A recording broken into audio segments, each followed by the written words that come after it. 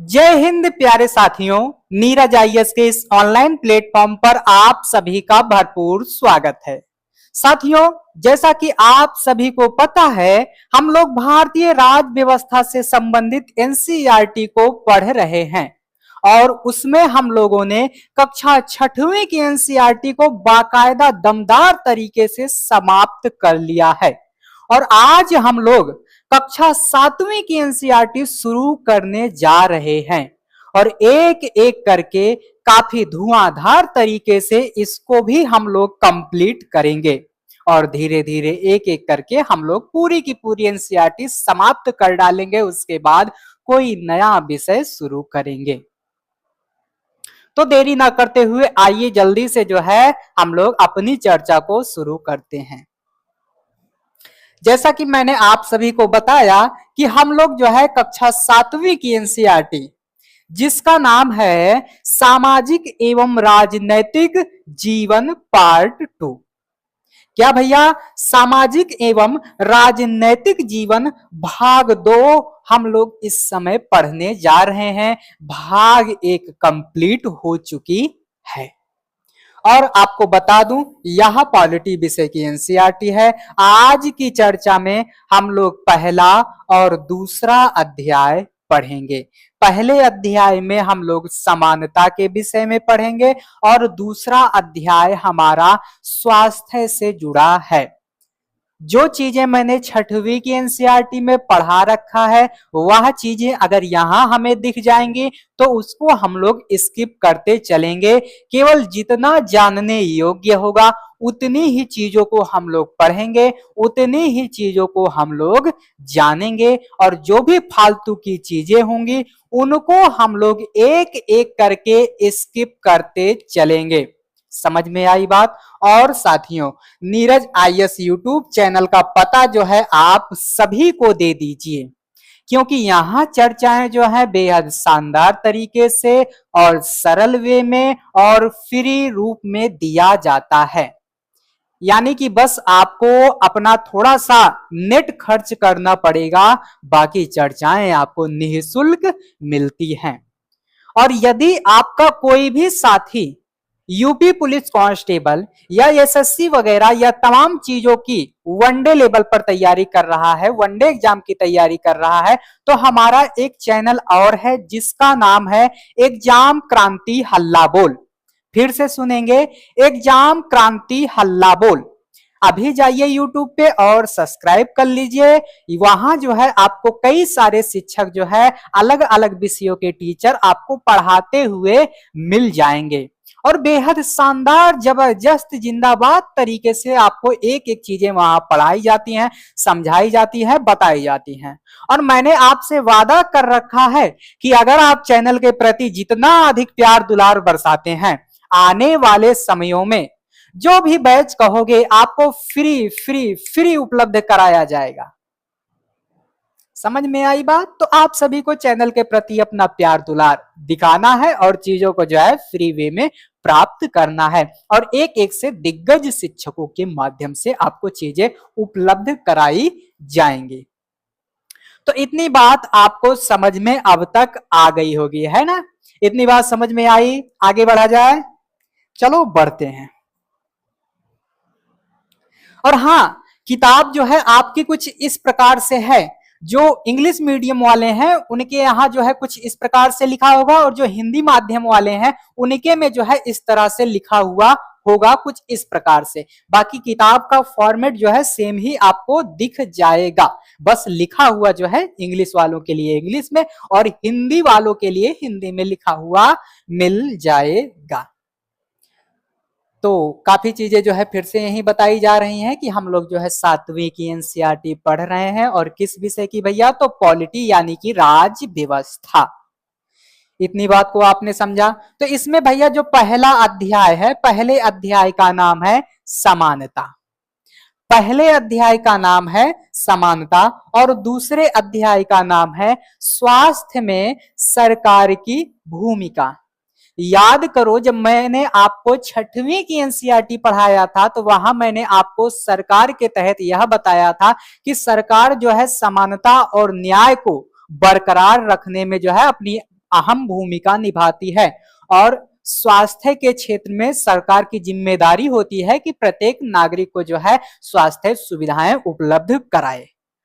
तो काफी चीजें जो है मैं वहां पीछे बता चुका हूं और जो चीजें यहां जरूरी होंगी केवल उन्हीं को पढ़ाऊंगा। तीसरे अध्याय का नाम है बाबू राज्य शासन कैसे काम करता है। राज्य का शासन कैसे काम करता है। और चौथे अध्याय में हम लोग पढ़ेंगे लड़के और लड़कियों के रूप में बड़ा होना। यानी कि जब लड़के और लड़कियां पैदा होती हैं और पैदा होने से उनकी शादी होने तक या उनके मरने तक आप देखोगे तो काफी चीजों में भिन्नता हमें देखने को मिलता है। और कई कई जगहों पर जो है बेटी पैदा होने पर जो है उन परिवार के लोग अपने आप को अपमानित महसूस करते हैं।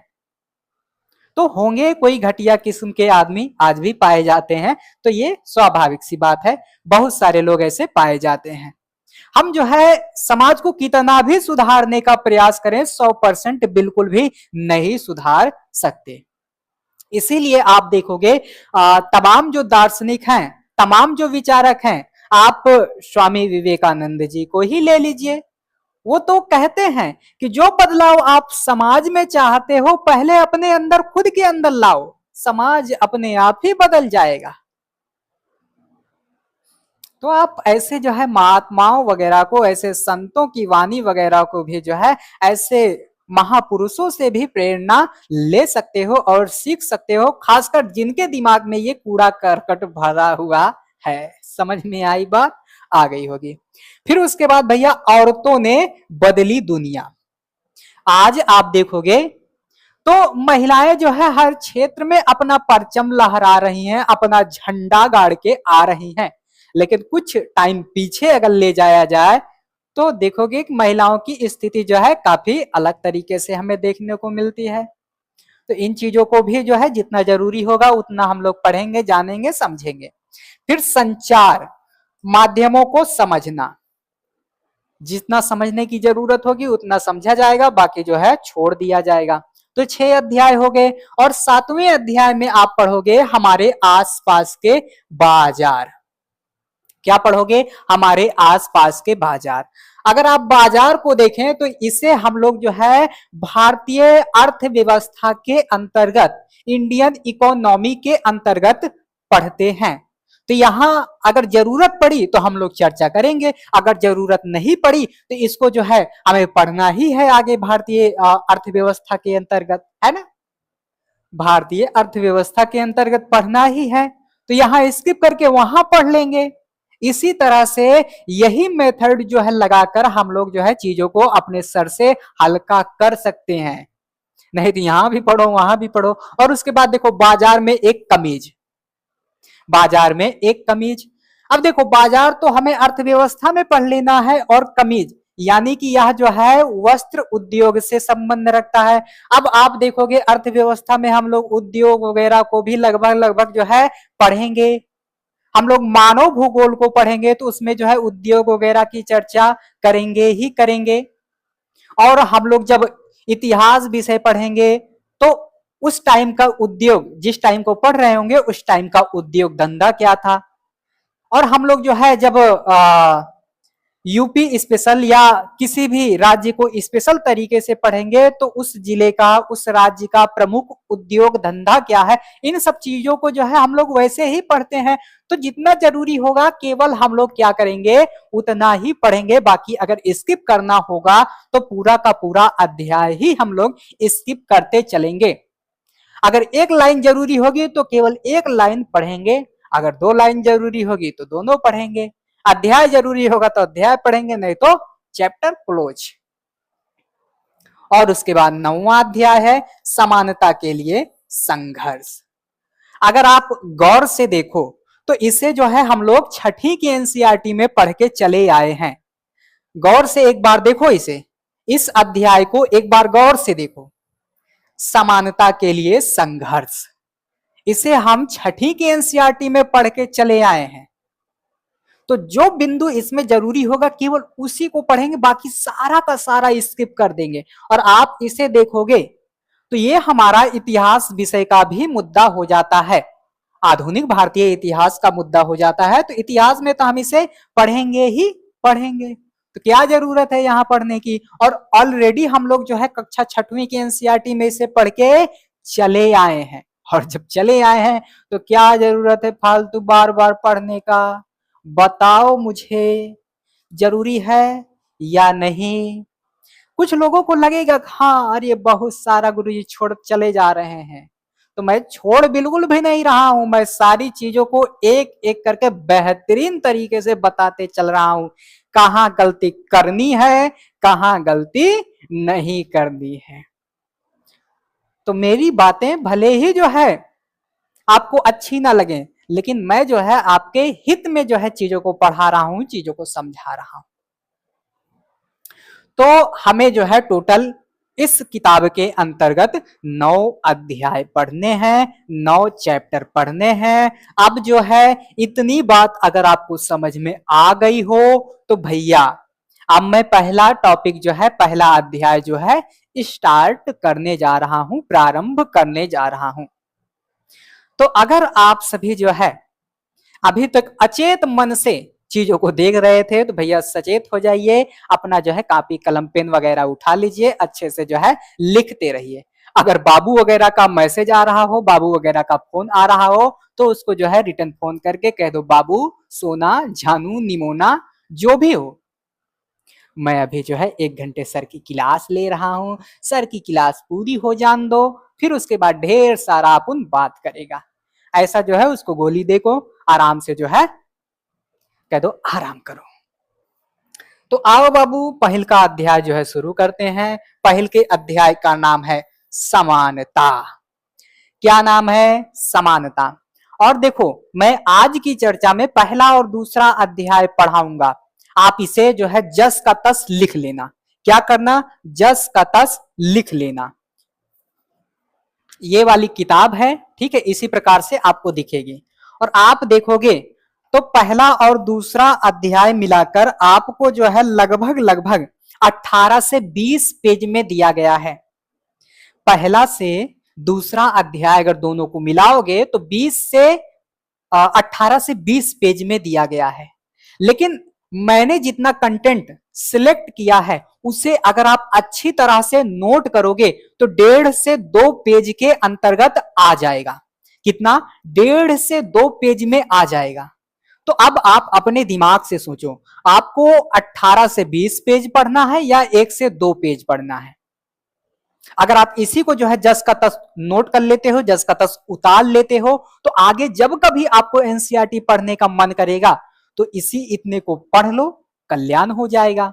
कम का कम, अच्छा का अच्छा, एकदम सिलेक्टेड मटेरियल जो आपके आगे भविष्य में कभी भी काम आ सकता है।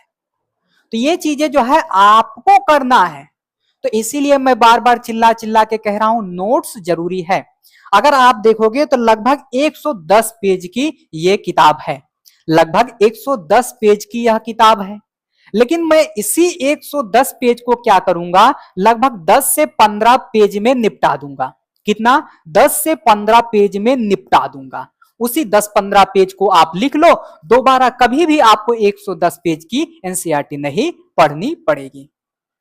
और अगर आप मान लो 6ठी से लेकर 12वीं तक की एनसीईआरटी मान लो 1000-2000 पेजों की है, तो उसे जो है मैं 100-150-200 पेज में निपटा दूंगा और आप उसी का प्रॉपर नोट्स बना लो। फिर दोबारा कभी आपको जो है किताब उठाने की जरूरत ही नहीं पड़ेगी।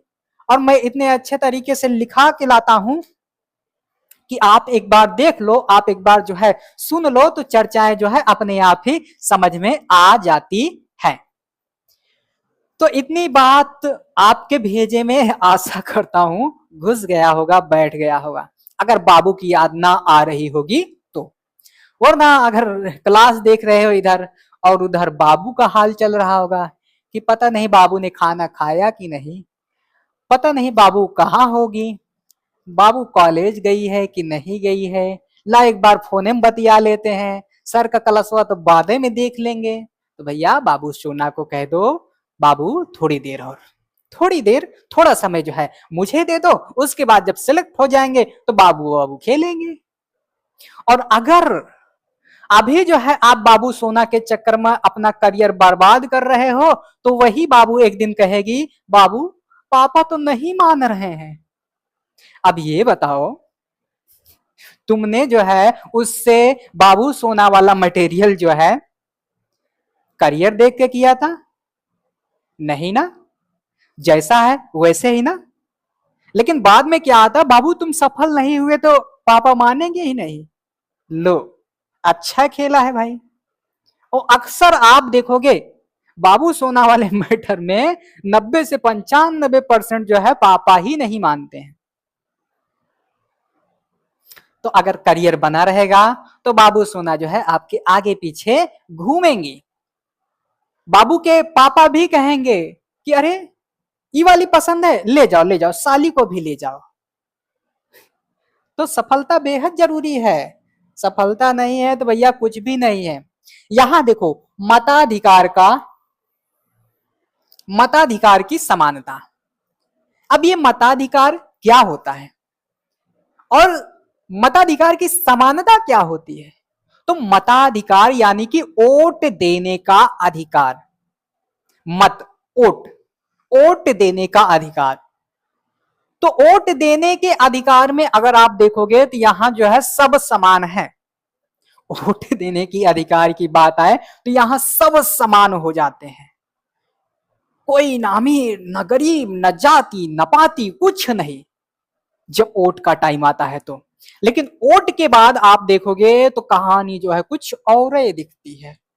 तो खैर ये तो राजनीति वाला मुद्दा हो जाएगा, खैर हम लोग राजनीति पढ़ ही रहे हैं। लेकिन आप सब में एक खराबी यह है कि अगर कोई शिक्षक राजनीति के क्षेत्र में कुछ अच्छा बोल रहा है, कुछ अच्छा कह रहा है, तो आप सभी कहते हो ज्यादा नेता मत बनो।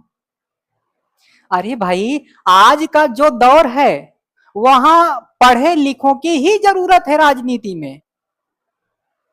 आप अभी वर्तमान में देख ही रहे हो, अनपढ़ अनपढ़ अनपढ़ अनपढ़ चल रहा है खेला। जब उसे खुद ही कुछ नहीं पता रहेगा तो आपके बच्चों के, आपके पिताजी के, किसान आदि तमाम चीजों के बारे में कैसे सोचेगा? उसने तो जो किया है वही करेगा। तो पढ़े लिखों की जरूरत है, पढ़े लिखों की जरूरत है कि वो राजनीति में पहुंचे। तो इसीलिए कोई भी अगर अच्छा व्यक्ति, कोई भी अच्छा शिक्षक अगर राजनीति के विषय में बोल रहा है तो चुपचाप सुनो, समझो कहना क्या चाह रहा है, उसका ध्येय क्या है, उसका उद्देश्य क्या है ना? समझ में आ रही होगी बात। तो आइए जो है समझ लेते हैं भैया कि मताधिकार क्या होता है, मत देने का अधिकार, मताधिकार की समानता क्या होती है।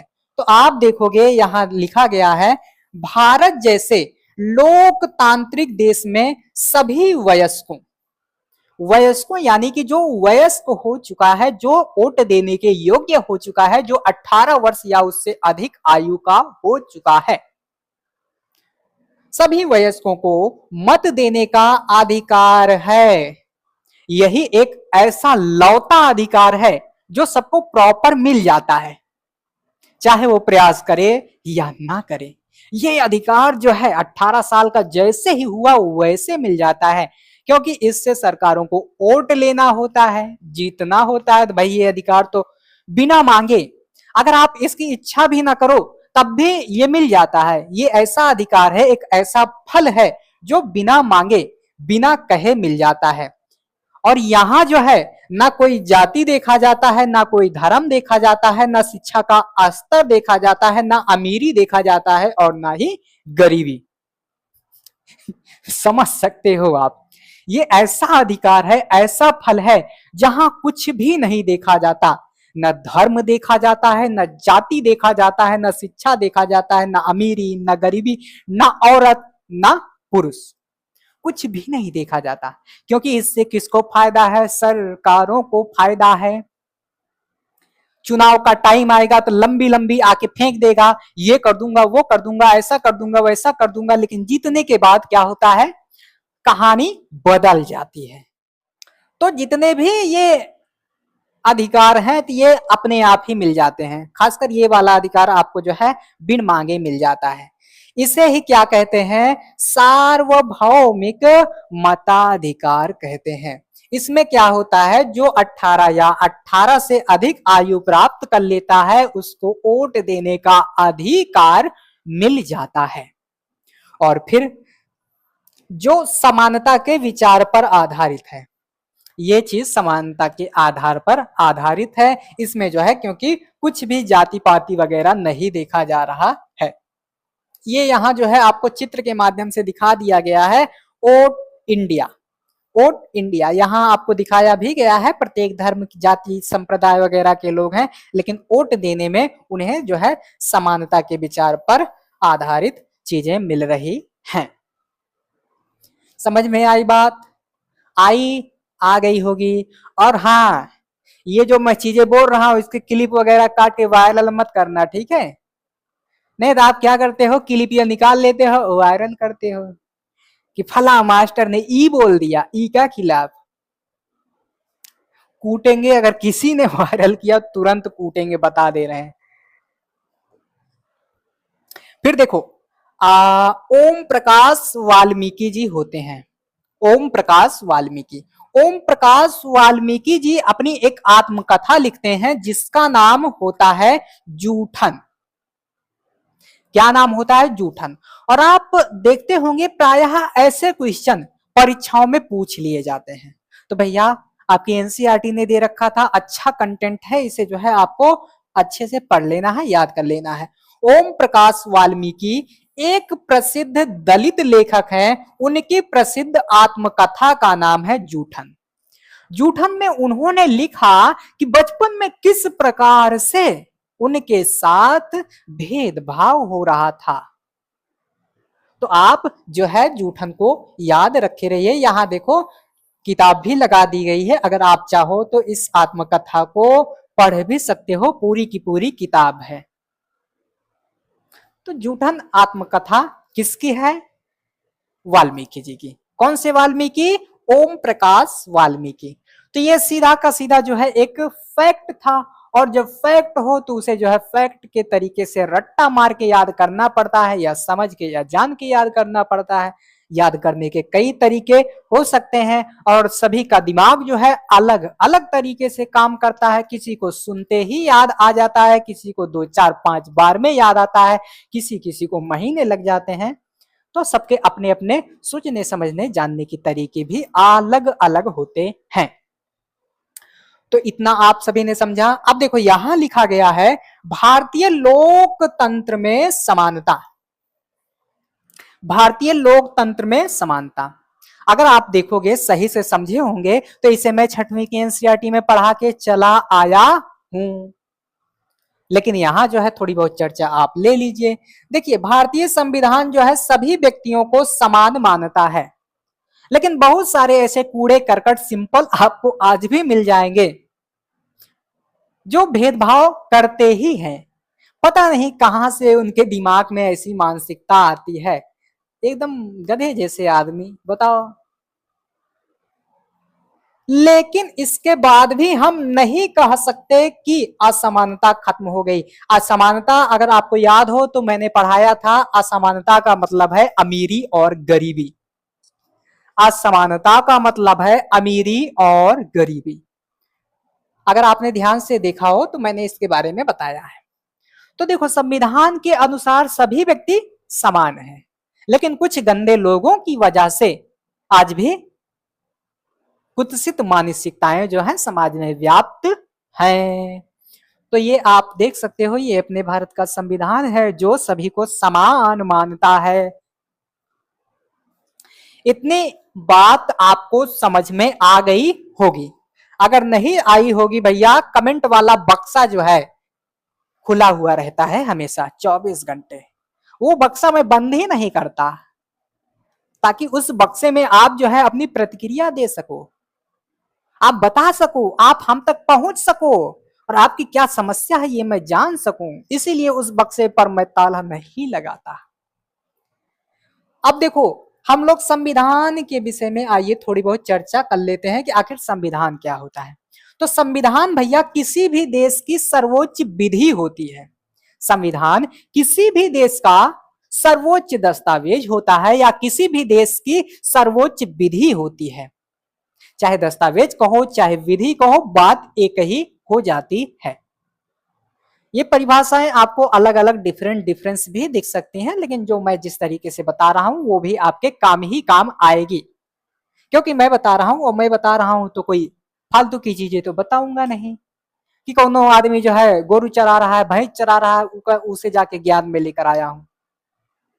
तो ऐसा कोई भी बात नहीं है। तो आप जान लो, संविधान जो है किसी भी देश का सर्वोच्च विधि होता है।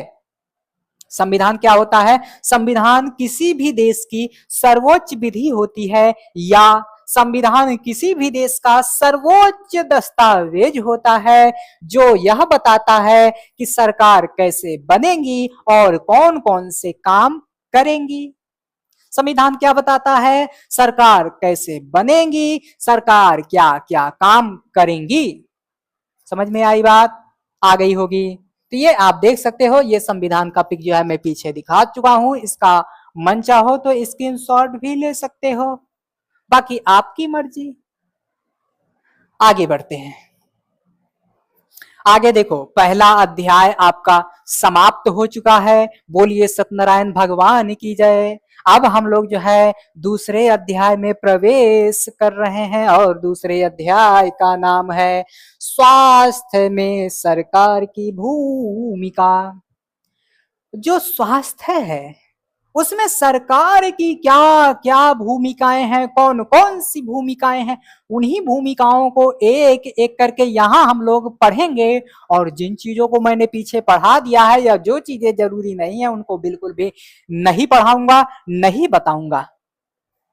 तो दूसरा अध्याय प्रारंभ हो रहा है और यहाँ पहला ही लिख दिया गया है, पहले ही लिख दिया गया है स्वास्थ्य क्या है।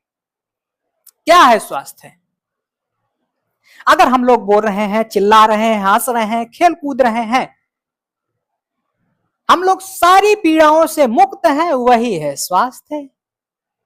यानी कि जिस व्यक्ति को कोई भी रोग ना हो वही है स्वास्थ्य, वही है स्वस्थ व्यक्ति। तो वही चीज यहां लिखा गया होगा। स्वास्थ्य का अर्थ है जब हम किसी भी बीमारी और चोट आदि से मुक्त रहते हैं, उसी को जो है स्वास्थ्य कहते हैं। और यहाँ बगल में जो है एक तो किताब होगी, स्वस्थ कैसे रहें। तो भैया योगा कर, चिंतन मनन कर, छोटी छोटी चर्चाएं हैं, आपको अमूमन पता ही होंगी। ये बात तो आपकी बाबू भी जानती होगी, आपके बाबू से भी अगर ये सब चीज आप पढ़ोगे तो बता देगी, तुरंते बता देगी, हाँ बाबू ये तो ऐसे है, वो तो वैसे है। इसमें से काफी चीजें तो आपकी बाबू आपका सोना भी बता सकता है। समझ में आई बात? आगे यहां आप देखोगे तो सार्वजनिक और निजी सेवाएं। अब देखो एनसीईआरटी ने यहां लिखा है सार्वजनिक और निजी सेवाएं। आपको आपके अल्ले पल्ले नहीं पड़ रहा होगा, है ना, लेकिन मैं आपको बता रहा हूं। देखो यहां सार्वजनिक का मतलब है सभी के लिए।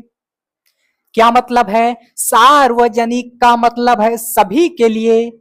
तो इसे कह दो सरकारी हॉस्पिटल, सरकारी अस्पताल। और यहां निजी, आप व्हाट्सएप चलाते हो तो उसमें जो है ताला लगा देते हो ताकि हमारे बाबू और सोना का मैसेज जो है कोई ना देख पावे, तो वो जो है आपकी निजी चीज हो जाती है, वो आपकी निजी चीज हो जाती है। तो निजी यानी कि खास खास के लिए। तो इसे कह दो प्राइवेट हॉस्पिटल। क्या कहोगे? Private hospital. अब जब मैंने सरकारी और प्राइवेट अस्पताल के बारे में चर्चा कर दिया तो आपको पढ़ाने की बिल्कुल भी जरूरत नहीं है। जितना चीजें मैं यहां बताऊंगा, जितना चीजें मैं यहां समझाऊंगा, वो पहले ही आप जान चुके होंगे, वो पहले से ही आपको अमूमन बातें पता ही होंगी कि सरकारी का क्या हाल है, प्राइवेट का क्या हाल है। सरकारी में जो है कभी कभी सेवाएं ही उपलब्ध नहीं हो पाती, कभी कभी दवाइयां ही उपलब्ध नहीं हो पाती, और कभी कभी कहीं कहीं तो डॉक्टर नहीं रहता, कहीं कहीं तो सरकारी हॉस्पिटल ही नहीं रहता। वहीं प्राइवेट को देखोगे तो दवाई महंगी और भी तमाम चीजें महंगी, ज्यादा पैसा वाले की जल्दी सुनवाई और कम पैसा वाले के चल हट भाग यहां से। तो तुलना मैंने कर दिया, मैंने जो है इशारा कर दिया, और विद्वानों के लिए केवल इशारा ही काफी है जनाब। आइए आगे बढ़ते हैं। तो देखो, सार्वजनिक यानी कि सरकारी हॉस्पिटल, तो आइए पढ़ लेते हैं। यहां लिखा गया है सार्वजनिक स्वास्थ्य सेवा। अच्छा भैया, स्वास्थ्य केंद्रों व अस्पतालों की एक श्रृंखला है। जो सार्वजनिक स्वास्थ्य सेवा है वो स्वास्थ्य केंद्रों व अस्पतालों की एक श्रृंखला है। क्या है भैया? स्वास्थ्य केंद्रों और अस्पतालों की एक श्रृंखला है, यानी कि दोनों आपस में जुड़े हुए हैं, जो सरकार द्वारा चलाई जाती हैं। जब सरकार द्वारा चलाई जाएंगी तो ये हो जाएंगी सरकारी। ये केंद्र व अस्पताल आपस में जुड़े होते हैं, पीछे मैंने बता दिया, जिससे ये शहरी व ग्रामीण दोनों क्षेत्रों को सुविधाएं प्रदान करते हैं। ये क्या होते हैं भैया? आपस में जुड़े हुए होते हैं। एक आपका जो है शहर में होगा और एक जो है आपके गांव में ही होगा, और ये आपस में दोनों जुड़े रहते हैं, और जुड़े होने के कारण ये शहर वाले को भी जो है सुविधा प्रदान करते हैं, गांव वालों को तो प्रदान करते ही करते हैं। तो इतना बात जो है आपके खोपड़ा में घुस गया होगा, इतना बात आपके दिमाग में घुस गया होगा। बोलो हाँ। स्क्रीनशॉट लेना हो ले लीजिए, आगे बढ़ेंगे। आगे फिर कहा जा रहा है ग्राम के स्तर पर एक स्वास्थ्य केंद्र होता है। मैंने बताया ना, एक आपके गांव में होगा और एक जो है गांव से थोड़ा दूर जो शहर टाइप का एरिया होगा, जैसे वहां और भी तमाम चीजों की सुख सुविधाएं होंगी, तो एक वहां होगा। एक आपके गांव में होगा, एक जो है थोड़ा दूर पे होगा, शहर एरिया में होगा। तो ऐसे से क्या होगा कि दोनों का फायदा होगा, शहरवा वाले का भी फायदा होगा, गांव वाले का भी फायदा होगा। तो ये हो गया, जहां प्रायः एक नर्स और एक ग्राम स्वास्थ्य सेवक रहता है। इन्हें जो है सामान्य बीमारियों के इलाज के लिए प्रशिक्षण दिया जाता है। आपने गांव में देखा होगा, तो आपका जो पंचायत एरिया होता है उसी के आसपास एक स्वास्थ्य केंद्र होता है, जो तमाम पोलियो वगैरह के ड्रॉप आके समय समय पर पिलाते हैं।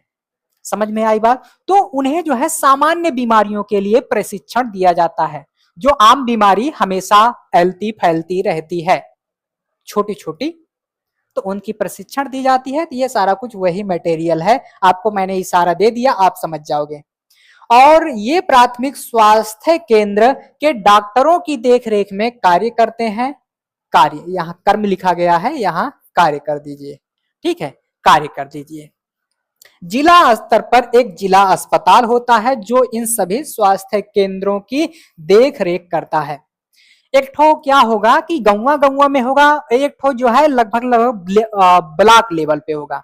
जैसे जो गांव से होंगे तो आप देखोगे एक तो आपके गांव में होगा, है ना, स्वास्थ्य केंद्र टाइप का। फिर एक ठो का होगा लगभग लगभग ब्लॉक लेवल पर होगा, और फिर उसके बाद एक ठो जिला लेवल पे होगा। तो जिलवा वाला क्या करता है?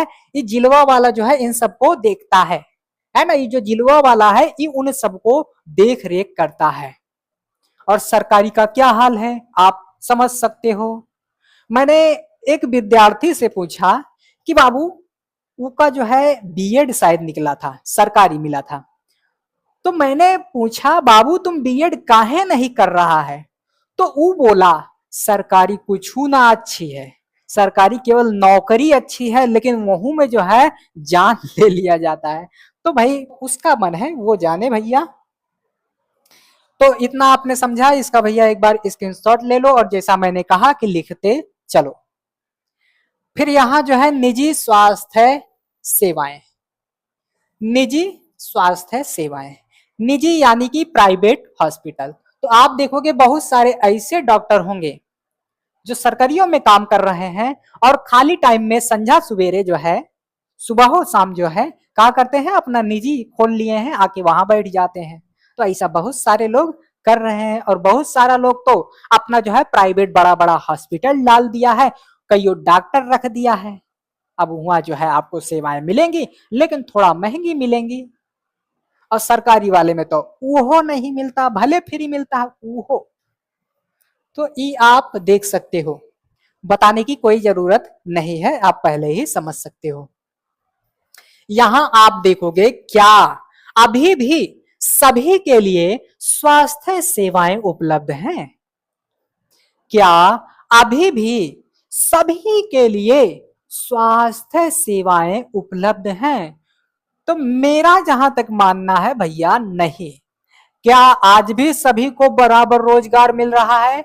बिल्कुल भी नहीं। क्या आज भी युवा खुश है? बिल्कुल भी नहीं।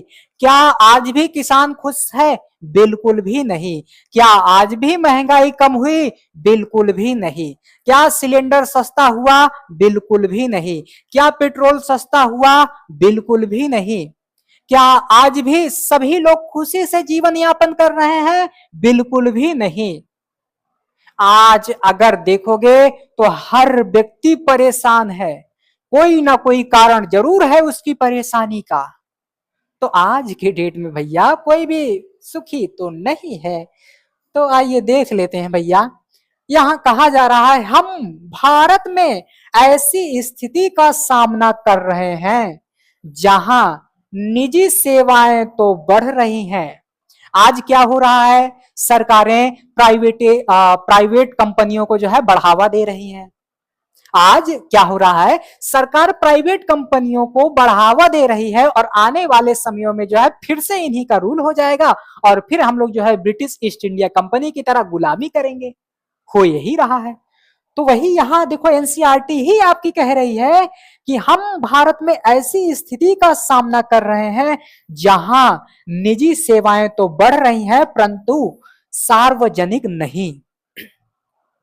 प्राइवेट संस्थानों का तो अंबाल लगा हुआ है, लेकिन सरकारी के नाम पे आप देखोगे, अभी तो आपने देखा होगा सरकार का नया नियम आ गया है, स्कूल बंद करो, मर्ज करो आपस में।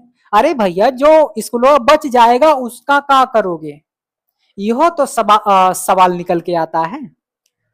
अभी देखोगे सरकार ने जो है ये जो दारू का ठेका है इसको जो है आपस में मर्ज कर दिया है। अब आप अगर दारू शराब लेने जाओगे तो आपको हर वैरायटी एक ही जगह पे मिल जाएगी। देसी चाहिए देसी लो, बियर चाहिए बियर लो, और भी तमाम चीज का चाहिए तो एक्के में आपको मिल जाएगा।